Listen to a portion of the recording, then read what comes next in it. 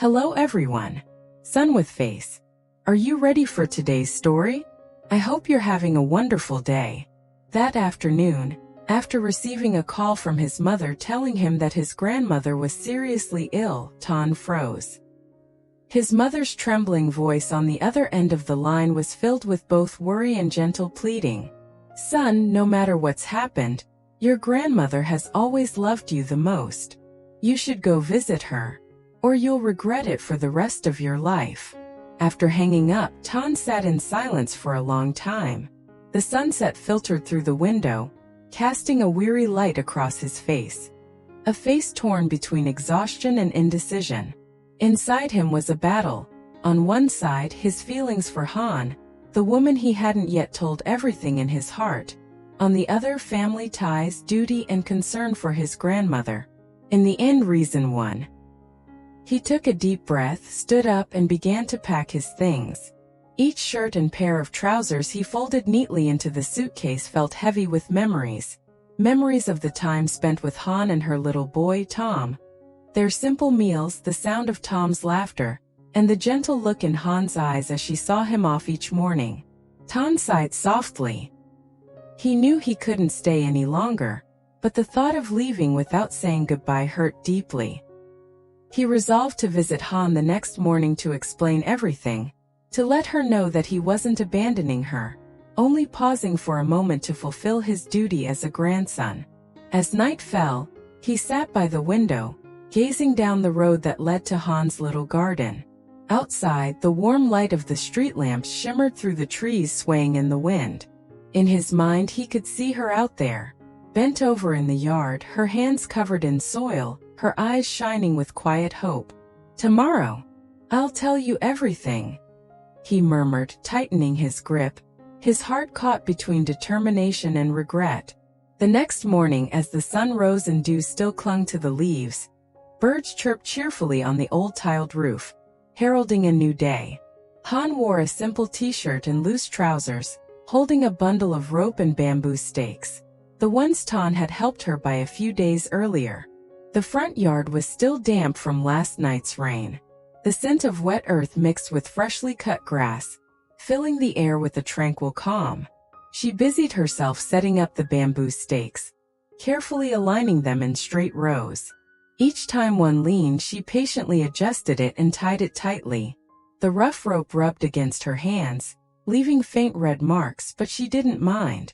In her heart, the thought of a lush gourd trellis filled her with quiet joy. It meant extra income and a shady spot where little Tom could play in the afternoons. Every now and then she paused, lifted her head toward the clear sky, and smiled faintly.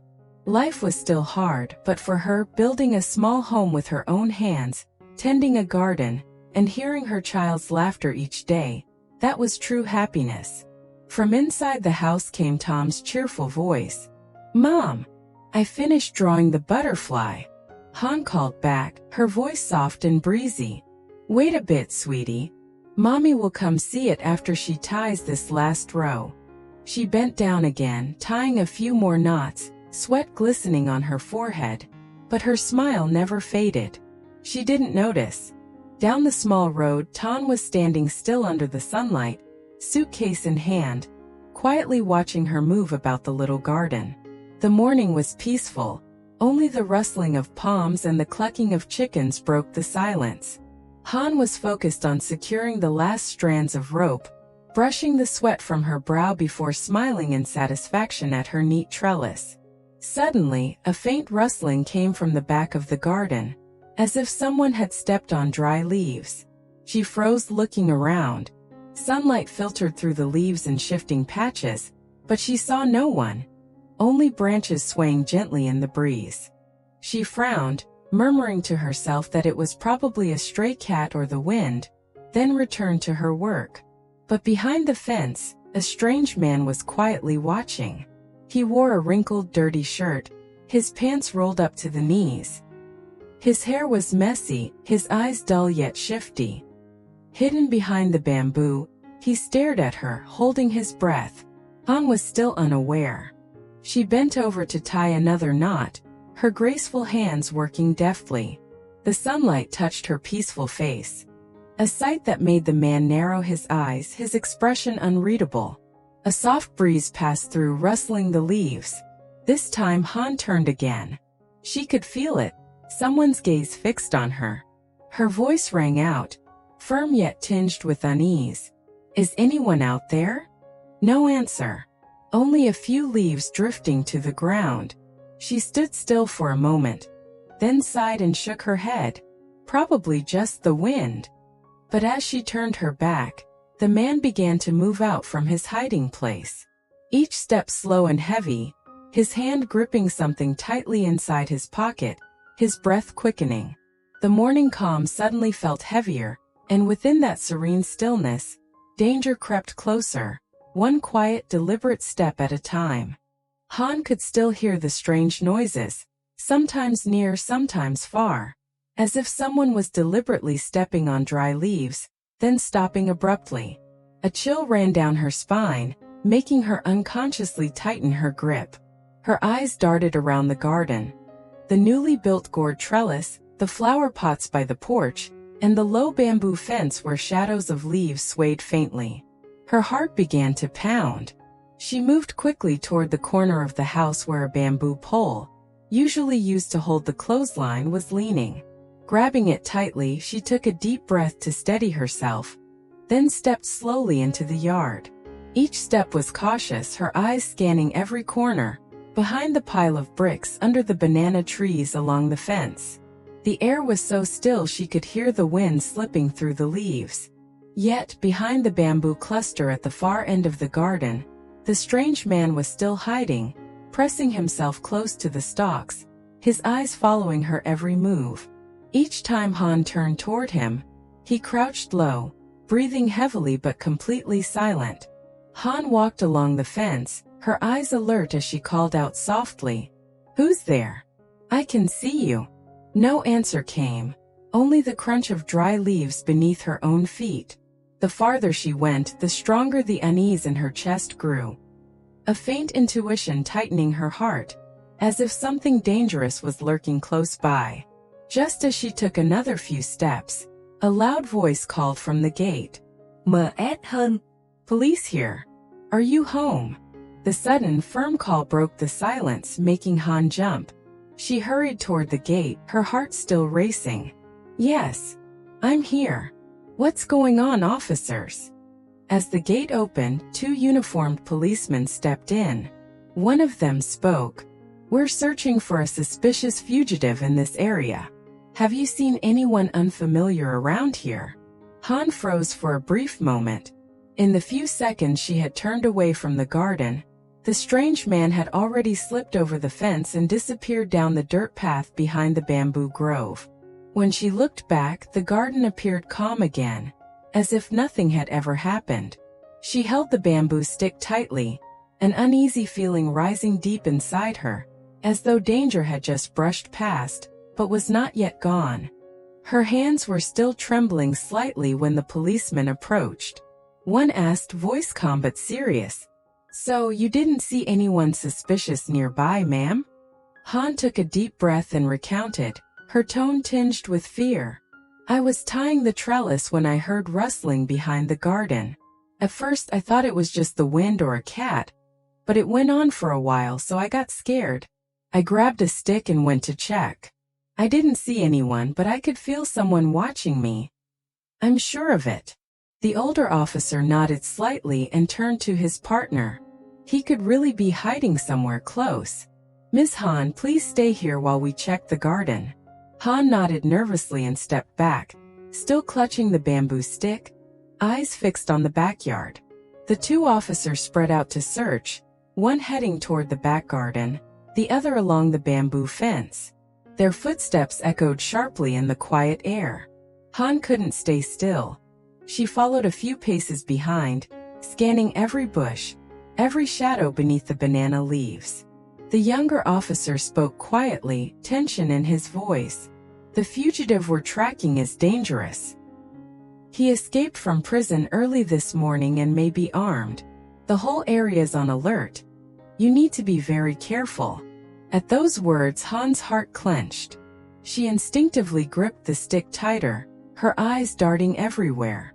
The image of the disheveled man she had glimpsed earlier flashed through her mind.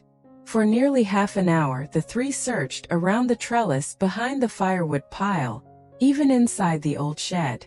But everything remained silent. No signs, no sounds, only birdsong and the rustle of wind. Finally, the younger officer shook his head. He must have slipped out already. He's cunning.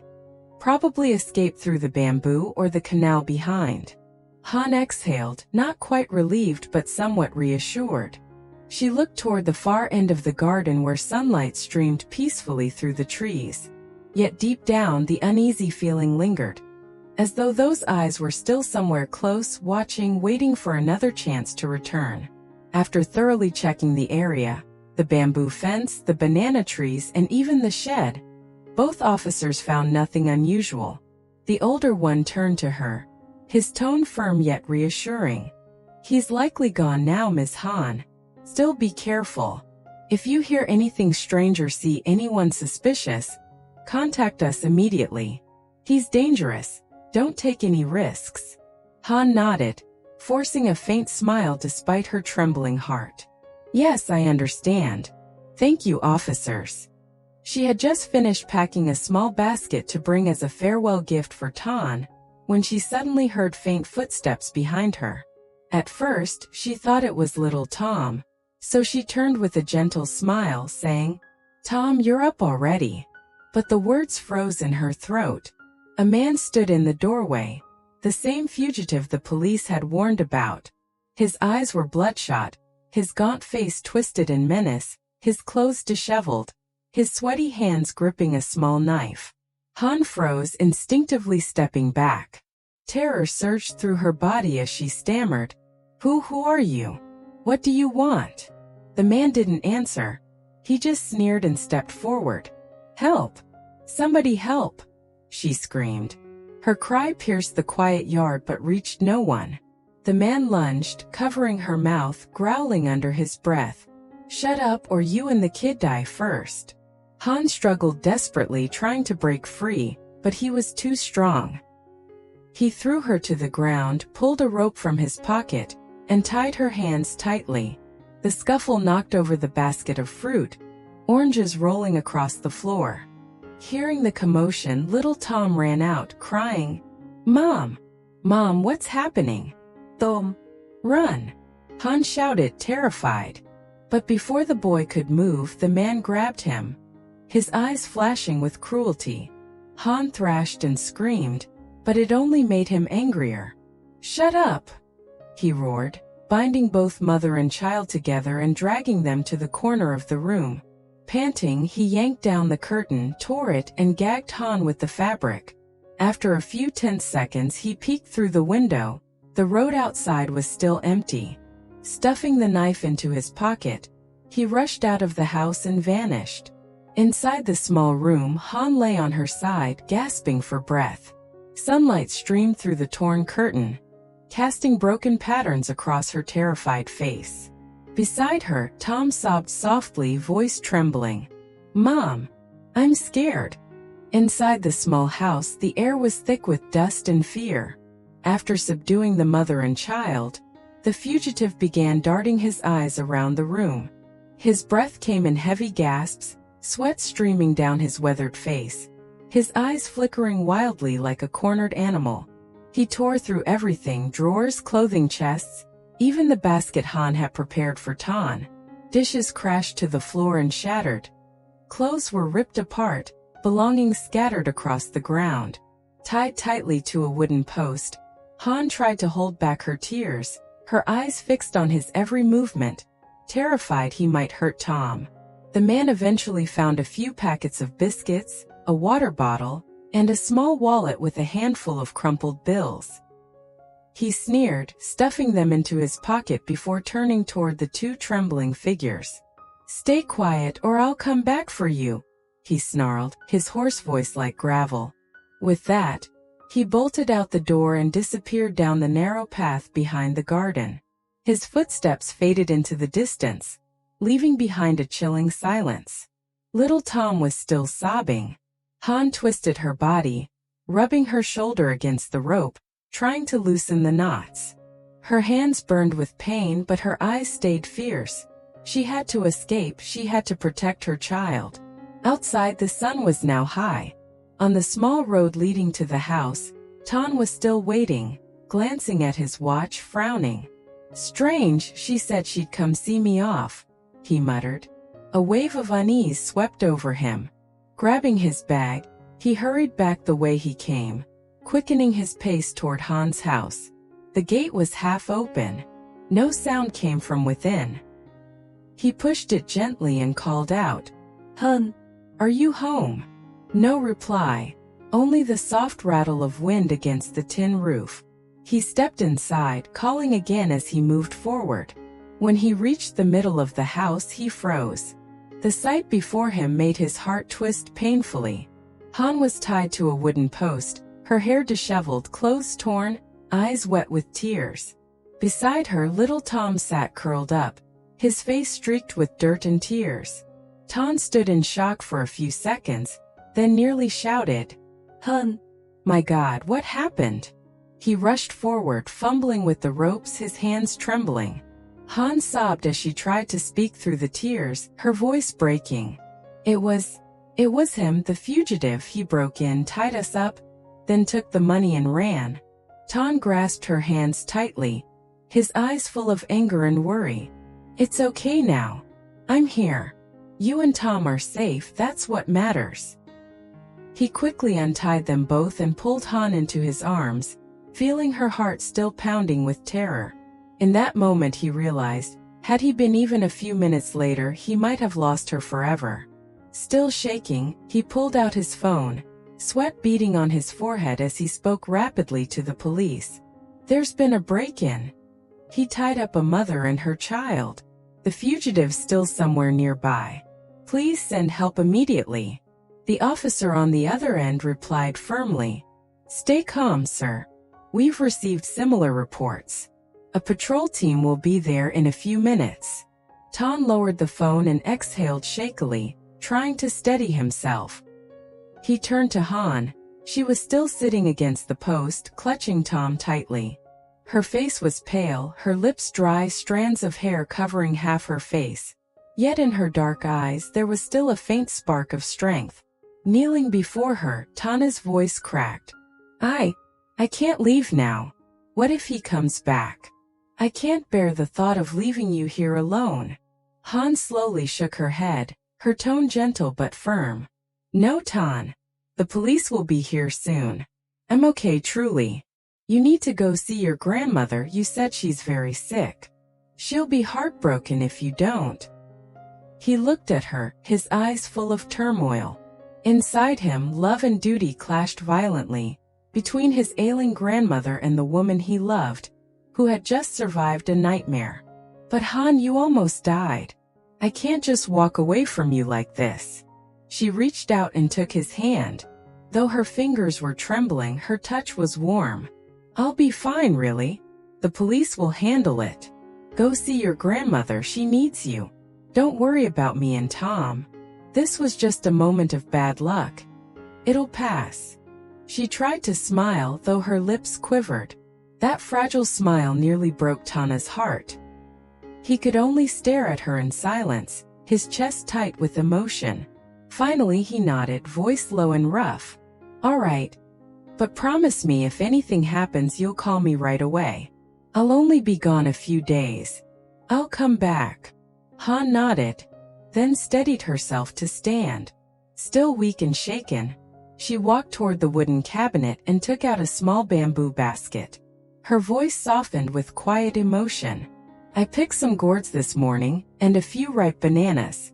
Your grandmother likes simple food, so I prepared these for her. I also made some sticky rice cakes. She'll find them easier to eat." Ton looked at the basket, his throat tightening. He knew each item represented Han's care. Her sweat, her early mornings in the garden. He couldn't find the words, only reached out to hold her hand, a silent grasp of gratitude, and a promise he couldn't put into words. By then, little Tom had stopped crying, though his eyes were still red and puffy. He ran to Ton, clutching his pant leg, voice trembling. Uncle Ton, don't go, stay and play with me. I'm scared they'll take Mom away again. Ton knelt down, hugged the boy gently, and said in a hoarse voice, I have to visit Grandma for a bit, but I'll be back soon, I promise. Be brave, okay? Take care of your mom for me.